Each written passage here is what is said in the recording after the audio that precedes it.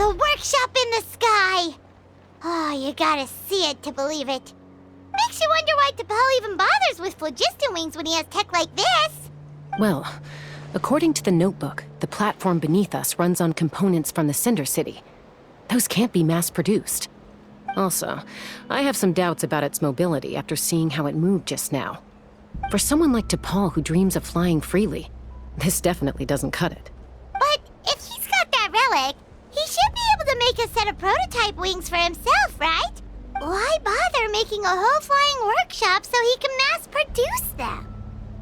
But this doesn't add up. If he's already achieved the power of flight, then he must have bigger dreams we don't know about. But what? With any luck, we'll find the answers in his workshop.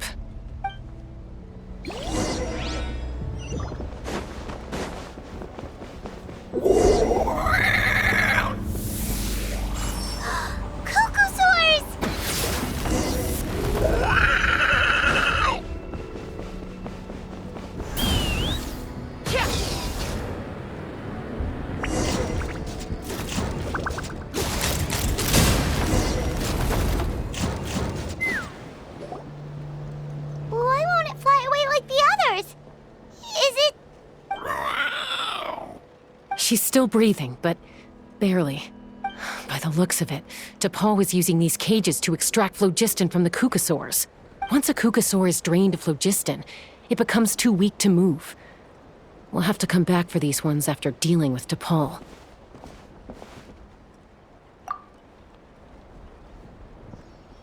Let me see. Looks like a record of his phlogiston research. Log number 330. With the support of... I was finally able to launch the airborne workshop. Even though it relies on the relic for 80% of its power supply, I've at least taken the first step. Log number 348. Research on the relic is progressing well. I should be able to replicate the technology and scale up production very soon. Has proposed a name for this groundbreaking invention: the phlogiston wings. I think I'm getting close. Soon I will achieve my dreams. Log number 377. Encountered some issues with the new smaller model phlogiston wings. The gaseous phlogiston showed some volatility during the refinement process. Thinks we should proceed at a more cautious pace with the refinement experiments. But after so many past failures, I have to prove that I will succeed this time. Log number 114. Ran an experiment using Kukasaurs to refine gaseous phlogiston. It was a success. Log number 117.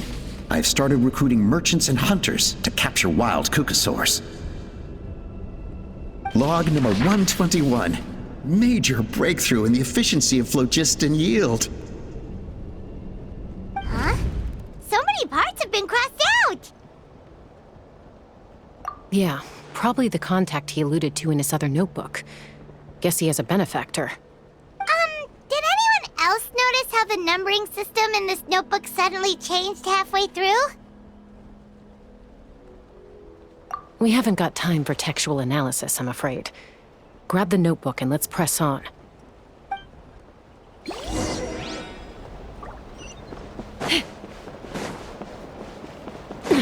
Huh. Never seen one of these before. Looks like this was built with the Cinder City components, too. You're not thinking of giving it a nice hard kick, are you?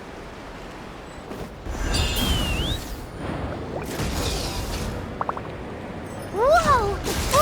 What's that mechanism doing? It's asking for a nice hard kick where it hurts. Aim for the weak spot.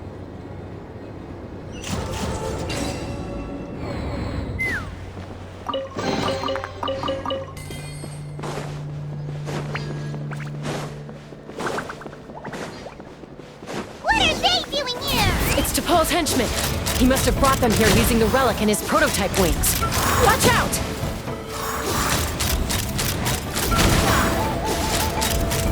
Locked on!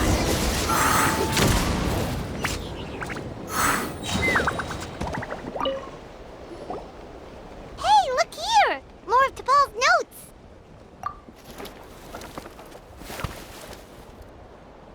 Log number 403.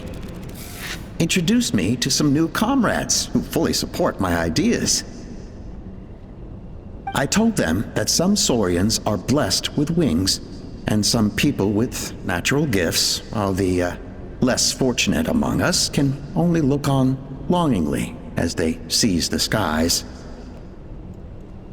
But I also told them that progress can erase individual differences.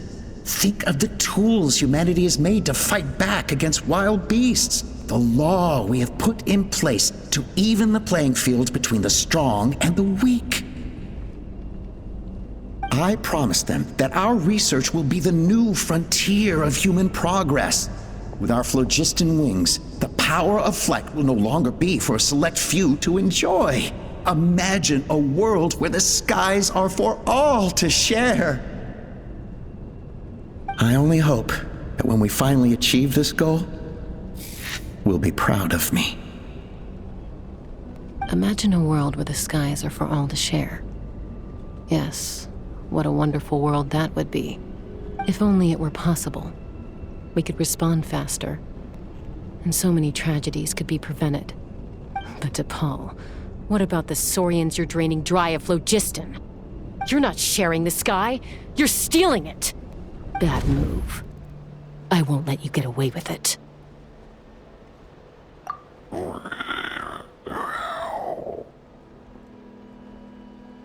I'm fine. Let's keep moving. I don't think we'll find anything else here.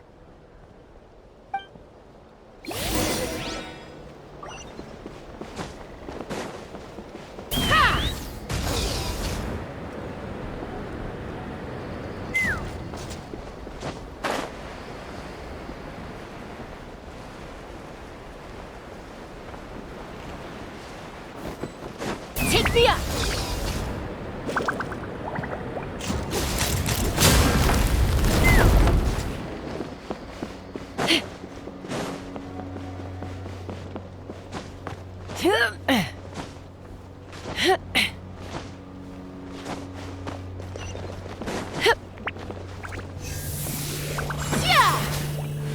Let's fly!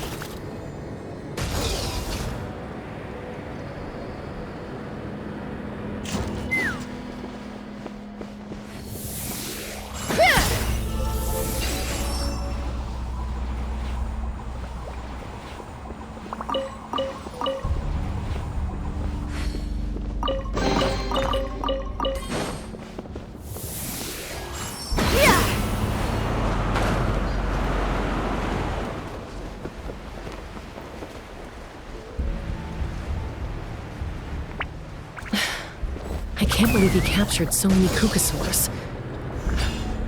But right now, we...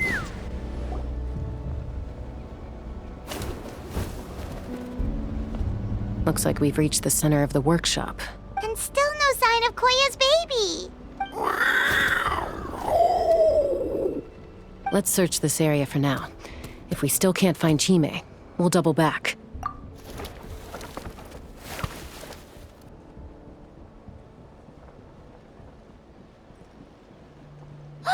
Chasca, Traveler, come quick! What is it? Did you find Chime? Not yet, but look! It's another one of T'Pol's notebooks! All right.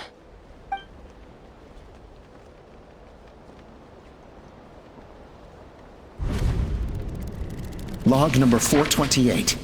We decided to restart the experiments on phlogiston refinement, but without telling.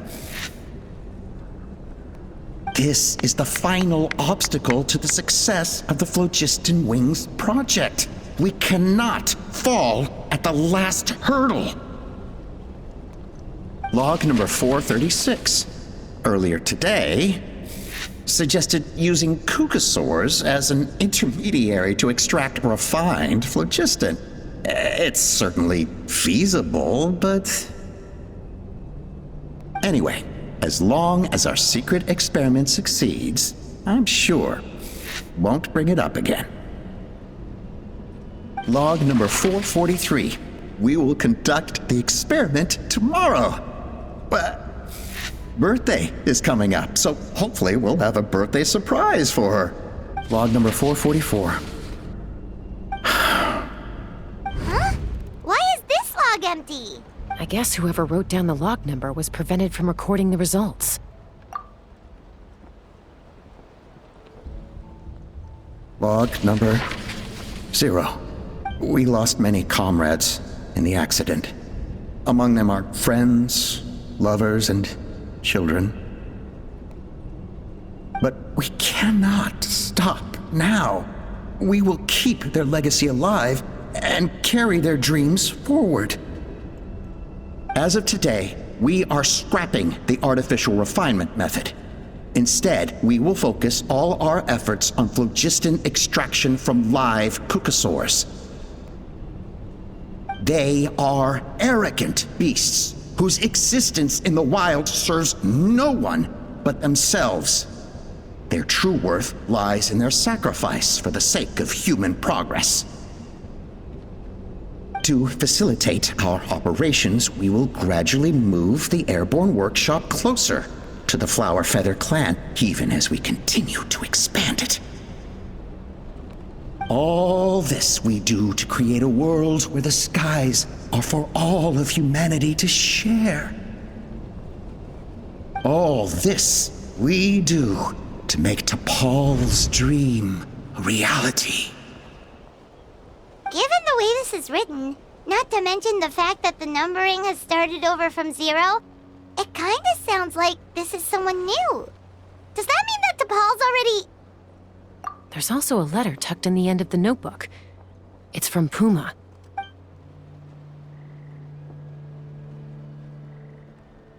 T'Pol, I don't know where you are right now, so I don't know how to reach you. My best bet is to send this letter to the Flower Feather clan. Your father is gravely ill. Oh, I know we've had our differences in the past, but he is still your father. Won't you come and visit him? Please. I know you never liked him and cared even less for me. All you ever yearned for is the sky. And your birth mother. But we'll still be waiting here for you if you do come back. This may be the last chance you'll get to see your father. So Puma's not T'Pol's real mom? Huh. Well, she did say he never called her mom, but I'm gonna assume she was just venting. We know that T'Pol's father passed away quite recently, and this letter looks recent. By contrast, the writing in this notebook is old and faded. It looks like the real reason T'Pol didn't attend his father's funeral is because he'd long since passed away himself. If we ask ourselves why this letter was sent to the Flower Feather clan, why T'Pol always yearned for the sky, and how he got his hands on a relic from the Cinder City, it all points to one answer. That's right. T'Pol was my child. He was born during my days as a wingless wanderer. His birth gave me new hope. I wanted to become the kind of mother who spent her days as a valiant rider, soaring the skies. Not an aimless, wingless nobody. But his father wanted to settle down, to give his child a safe, sheltered life in his tribe. We fought about it constantly, until the love we once had for each other was gone. He started a new family, with another traveler who was also looking to return home. And I went back to the Flower Feather clan, alone. Opa? I had no idea that despite being raised among the children of echoes, my child still harbored dreams of the skies. Can you imagine, Chasca? The joy and surprise I felt when he showed up at my door, asking to join the flying trials. Or how proud I was when he said he wanted to prove his own worth, rather than relying on my position as elder. And then the anguish that overcame me when he was rejected by the cucosaurs and became wingless, just as I had after my injury. You've got a lot of nerve showing your face here. Don't take this the wrong way, Chasca. I'm not here for a fight. I just want to talk. Isn't that your preferred way to resolve things? I trust you've learned of T'Pol's wish on your way here. A world where the skies are for all of humanity to share. If only his dream can be realized, no one will ever have to lose their wings again. Our aerial prowess will be greater than ever before. War will never again come at such a great cost. The loss of Koichi is a tragedy that need never be repeated. So tell me, Chasca, do you really wish to see the phlogiston wings forever grounded and gathering dust? Nothing you've said excuses all the conflict you've caused. You mean the argument back at the tribe? It was a necessary measure. Sometimes this is the only way to accelerate the pace of progress.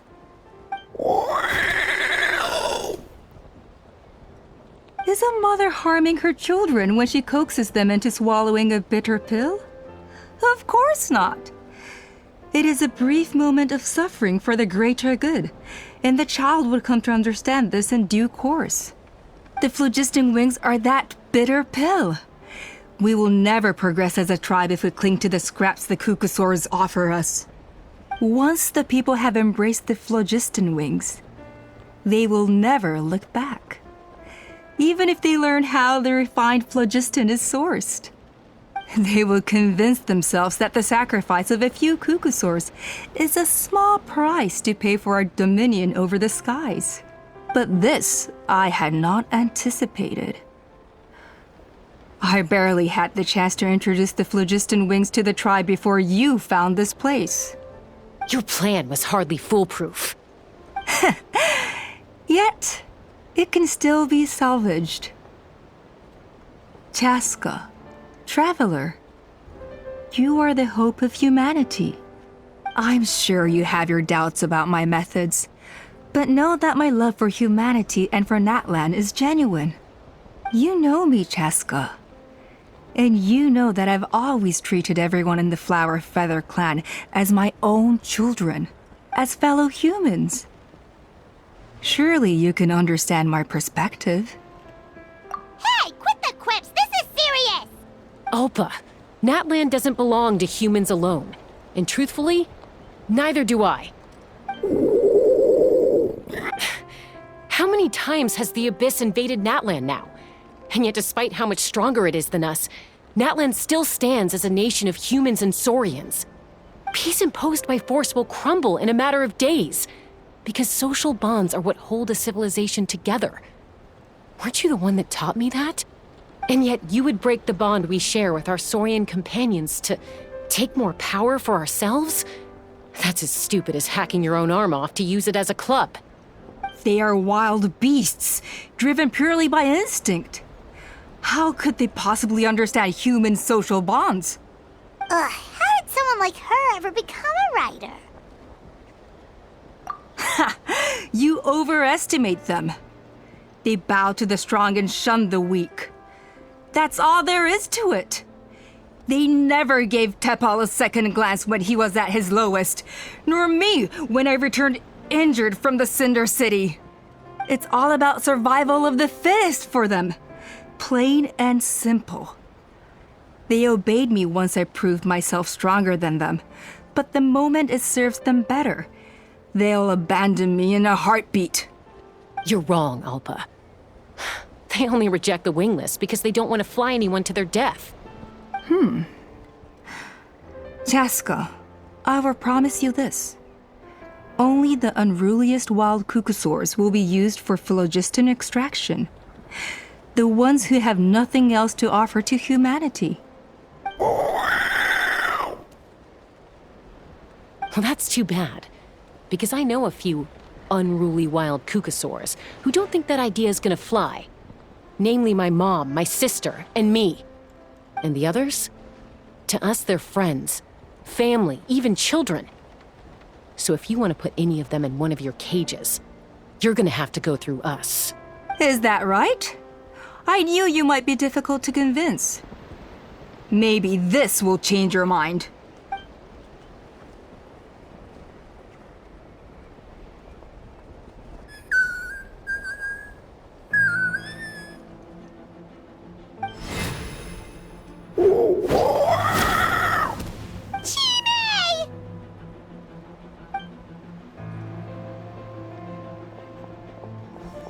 Opa! Careful! Don't make any rash decisions. Unless you want to see her suffer. Oh no, that's one of the extraction cages! I told my subordinates to take control of the tribe while I was away. Luckily for them, our strongest warrior and our most powerful ally aren't there to stop it. Take control? What are you planning to do with Mutota and his supporters? Merely accelerate their inevitable downfall. They cannot stand in the way of progress forever. It is not the move I wish to make, but I'm afraid you and your friends force my hand. And since you insist on imposing me too, I have no choice but to keep you here until the dust has settled. So that's what you meant by I just want to talk. You never intended to negotiate. You just wanted to stall us. No, Chasca. I genuinely hoped I could win you over. You are the strongest warriors we have. Put down your weapons, and I promise you that no harm will come to this young Saurian.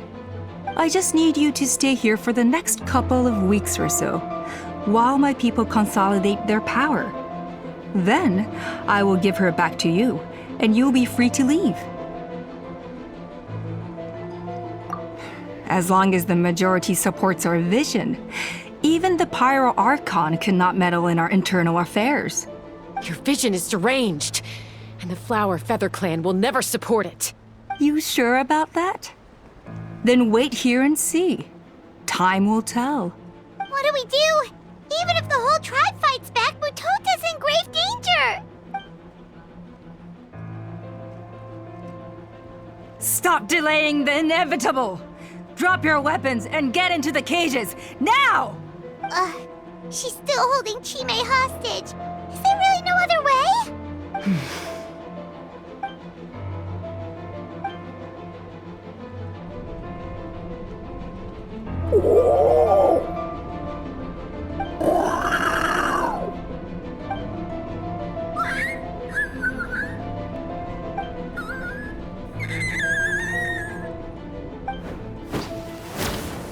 Koya?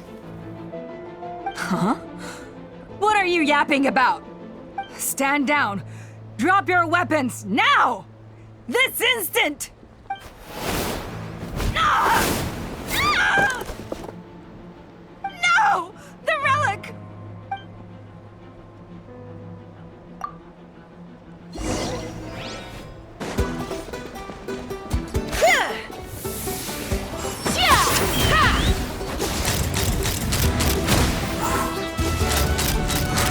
Open fire!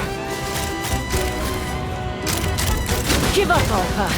We're negotiating my Hey, something's up with this relic!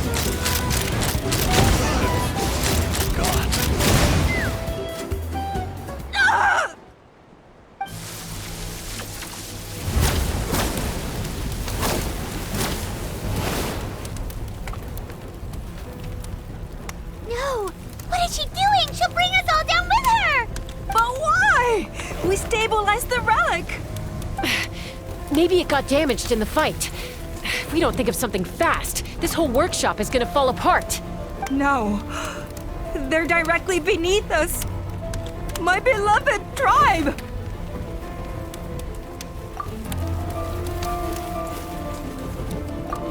Okay,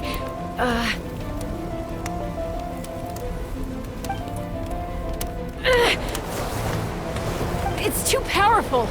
This ain't a toy like last time. I don't think I can just throw it aside. But we need to get it far away before it explodes. Then the tribe will be safe, and so will this workshop. Koya, remember when we were kids? Come on, let's take this thing high up into the sky. Don't worry, I know I can get rid of it before it explodes. We're talking some surface wounds at most. All I need is for you to catch me at the end. Just like old times. I can't hold it back anymore. We have to go. Don't be insane! Alpa! Chasca! Why would you choose such a risky solution? We cannot entrust the safety of our tribe to this wild Saurian! I'm the fool! You really think you can stand a better chance than me? Sure, it may be asking too much for an ex-wingless to escape the blast radius in time, but I can fly it a safe distance away, even if it's the last thing I do.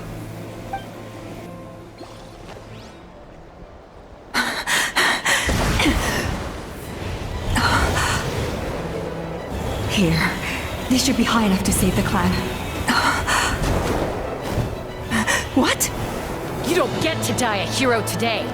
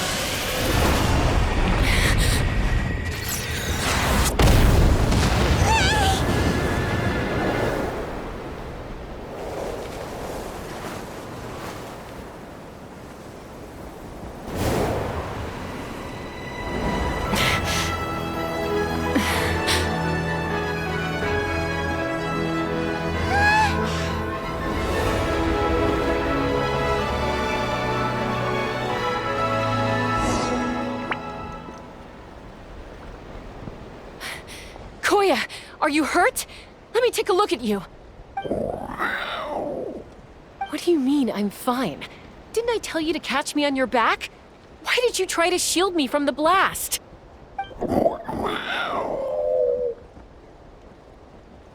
Accident? Yeah, right. Seriously, you're as stubborn as ever. Chasca, Koya! How are things looking here?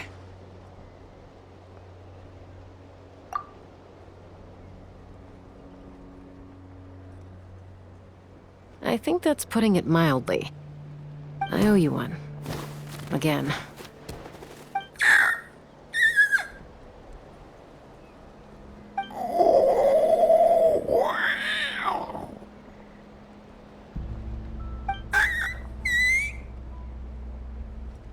Oh, but be honest. Do you still think Kukasaurs can't form bonds?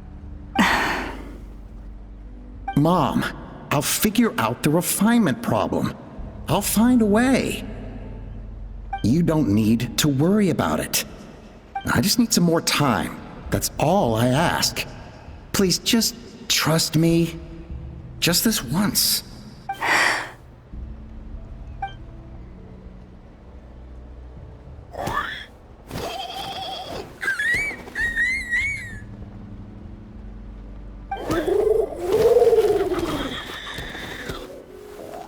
The Flower Feather Clan yield to the strong. And it's up to the winners to define what strength means. So it looks like it's my turn to yield.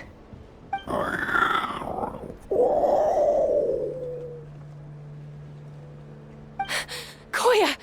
Koya!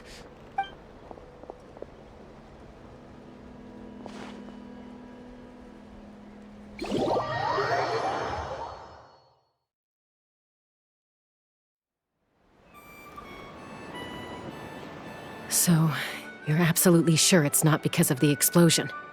Yes, for the 10,000th time, I'm sure. The blast barely touched her. The reason she fainted was old injuries playing up, compounded by overexertion in recent days. The moment she finally relaxed, all the built-up stress finally caught up with her. And no wonder. Honestly, she's just like you. Anyway, now you know how we feel when you go off risking life and limb. Your mother and I would both appreciate it if you lived less dangerously. You know she wrote to me from the Masters of the Nightwind, just to scold me for not doing enough to keep an eye on you. If she wasn't so busy with work, you can bet she'd come back here and chew us both out in person. I'll find an opportunity to apologize to her. I promise. You'd better. No more avoiding us, okay? And don't get me started on all the checkups you've missed. Got it. Got it. Huh? Koya? You're awake. I'll go let everyone know. Hey, but we're not done talking. What are we gonna do with her, Even after everything that's happened, she still hasn't figured out how to start the conversation with you. She keeps saying, I don't think Koya has forgiven me yet. But if you ask me, she's the one who's scared to open up and have an honest conversation. For all her confidence, she's a very sensitive soul underneath. You'd think as a peacemaker, she of all people would know how to reconcile with her family after a falling out. She must have been a handful growing up. Thank you for being there for her. And of course, thank you for keeping her safe when you were up there in the sky. Koya, Uncle Cusco, we're here! Ha! I was just telling her that she's not to go chasing danger with Chasca ever again. Cusco, I understand how you must feel. But it's all thanks to Koya and Chasca's efforts that the airborne workshop didn't come crashing down on our heads. Oh, Paimon almost forgot to ask. They didn't hurt you while we were gone, did they? Thankfully, when her co-conspirators tried to arrest me, I was out coaching Koya and Junan. The two of them were a huge help. They took care of things while I went around rallying the resistance. So, in the end, Alpa's would-be revolt didn't really get off the ground. And as it turns out, not all of the wingless want to see our dear Saurian friends replaced with phlogiston-powered gizmos. I'm so sorry you got mixed up in this, by the way. We should have caught on to Alpa's scheme sooner. We could have saved so many Kukasaurs from getting hurt. Most of the airborne workshop has now been dismantled. We've just left one small, harmless part intact, and repurposed it as a jail for Alpa and her cronies. Let's see how they like being locked up in a sky prison! So, it looks like there's just one last conflict left to resolve. Peacemaker, you're up. I said I had to wait until things had blown over, didn't I? And now they have. But I still have no idea what to say. Koya, I just want to say, I'm sorry for how things went down back then.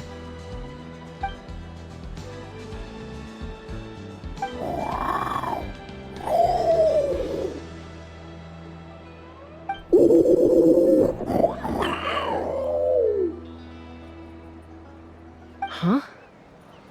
Does this mean you're not mad at me anymore? There's that family likeness coming through again. But that day, when we ran into each other...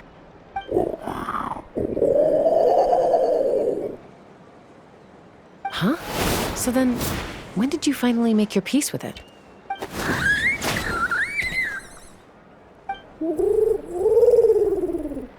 Oh, it's Chime and Chimpu! They're here too!